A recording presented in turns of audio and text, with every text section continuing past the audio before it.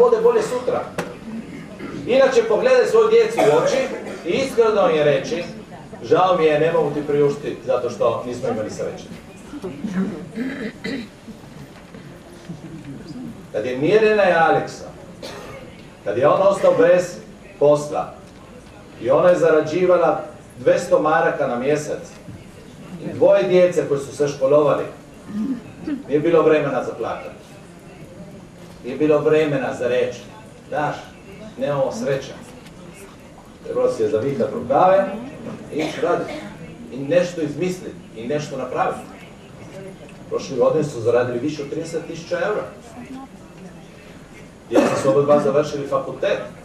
Fantastičan život. Zato što neko je odlučio da će biti tako. Ne kao što drugi govori. I što drugi žele. Vi imate u rukama vaš život. Možete tražiti isprike ili možete tražiti jedan sam odgovor koji je unutra vas sami.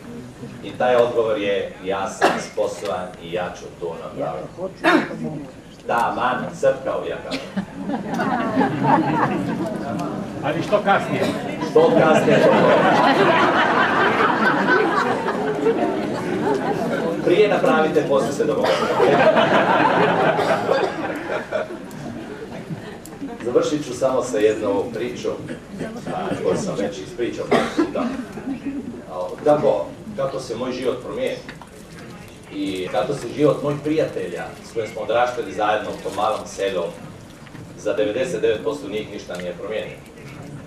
Ja sam jednog dana, bili smo na Havajima i vraćali smo se iz tog kongresa, živio sam u Ljubljani već i imao sam na Ferrari, sam se kupio. I sam se s tim autom išao u Trst, zato što sam išao kod jednog svog bratića koji je bio u bolnici. I kad sam izašao iz bolnice, sam rekao ajde idem na jednom kavu.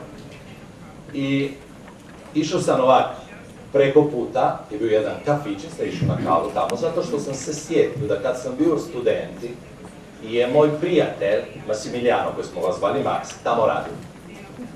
I kad sam ušao u kafić, prije nego što sam ušao u kafić, sam rekao, pa možda ću naći Maxa unutra. I u istom trenu sam rekao, gluposti, pa ideš što pričam, to je bilo prije 7, 8 godina, 10 godina. Ali, uđem u kafić i tamo za šakom, još uvijek moj prijatelj Max. Ja kažem, Max, jo, kako si stari, ta. Mi u Trstu kažemo veća ruga, kako si, šta radi, i on priča i kaže, pa da, tu sam radim, vidiš, znaš kak je, sino tamo, kaže, pa dobro, sad si već toliko godina što si kupio taj lokal. Zato što u mom načinu razmišljanja je nemoguće da neko ostaje tamo gdje je bio prije 10 godina. Zato što je evolucija i čovjek mora ići naprijed.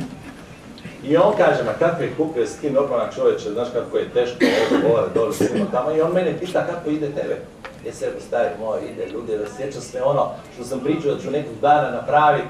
I pazite, mi smo bili djeca koji nismo imali u džepu ni jednog centa, nikad. Uvijek smo morali se boriti za to da smo imali bilo šta, ući upat u diskoteku je bio već problem, zato što nismo imali novaca. I stoga, tako smo mi odraštali i ja kažem njemu, zna stari, bio sam tamo, sam se bio na Havajima, viš, on je auto, Ferrari, to je moj auto, ja sam se kupio i više sam pričao, više je bio tužan, zato što je osjećao neku razliku. Ali ja sam se zaustavio i pričali smo o stvarima i otišao sam posle.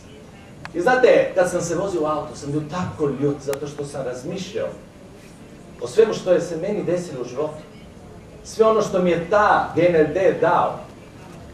A ljut sam bio, zato što Max je bila prva osoba koju sam ja pozvao u GNLD. I rekao je, da šta, aj ti probaj. A te funkcionira, pošto ću ja. I godinu dana kasnije je rekao, da, Blago te ti skrenuo prije godinu dana. Znate, ono što je zaista tužno u toj priči je da u životu se ništa ne promijeni ako ne odlučiš da želiš jednu promjenu.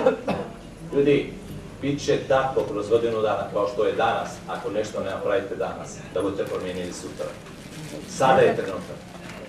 Moj prijatelj Max je poslije toliko godina još uvijek živio u isti kući sa roditeljima. Radio je isti posao kao što je radio taj bio student.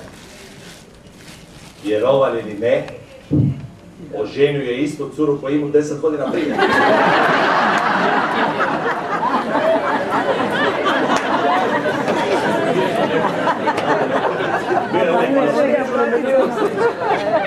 Ali najtužnija stvar od svega toga. On je pričao i razmišljao na isti način kao prije 10 godina. Ništa u njegovom razmišljanju, u pogledu na život se nije promijenilo. Ništa. NLD će vam dati to i to će biti veliko blago. Da ćete vi rasti kao osobe i vi ćete promijeniti svoj život i život vaše familije. Ali danas je novi dan i moramo danas nešto napraviti zato da nam bude bolje. I želim vam 2011. fantastično.